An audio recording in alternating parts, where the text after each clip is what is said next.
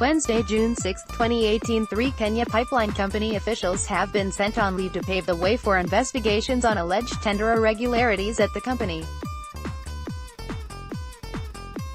General Manager, Finance, Samwel Odoyo, Procurement Manager Nicholas Gatobu and Specialist Welder Amina Juma are being investigated over a $600 million tender for supply of hydrant valves. Advertisement by Edwin. Okoth. More by this author. Kenya Pipeline Company on Tuesday fought off reports that it had lost investigations by a multi-agency team from the Ethics and Anti-Corruption Commission (EACC), and Directorate of Criminal Investigations are centered on claims of hugely inflated prices for procurement deals undertaken in the parastatal in the recent past. Already, three company officials have been sent on leave to pave the way for investigations on alleged tender irregularities at the company. General Manager, Finance, Samwel Odoyo, Procurement Manager Nicholas Gatobu and Specialist Welder Amina Juma are being investigated over a $600 million tender for supply of hydrant valves for use at the Jomo Kenyatta International Airport in 2014. On Tuesday, KPC Managing Director Joe Sings, Mr. Sang, however, said all the 12 projects had been carried out as set out in the State Corporation Act, the Public Finance Management Act, as well as the Public Procurement and Disposal Act. The KPC Board of Directors was at all times fully appraised of all the projects and indeed gave all the necessary approvals. The allegations of a loss of $655 million is not true.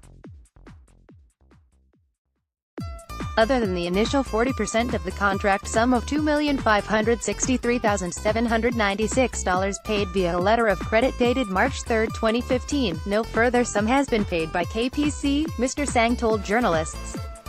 A document seen by The Nation also shows that the Directorate of Criminal Investigations is also looking into close to 30 tenders and issues of concern at KPC totaling $58.8 billion.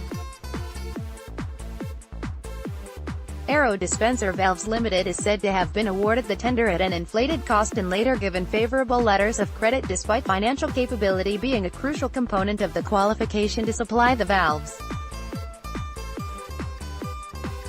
Auditor General Edwin, in his 2017 report, flagged the tender process, which also involved a 2-year contract for the supply of operational spare parts. Although the spare parts were delivered to the company in July 2015, they were not formally inspected and received for use. Under the circumstances, I am not able to confirm the company's compliance with procurement procedures and the propriety of the contract amount of $655,880,009 incurred in the supply of hydrant pit valves.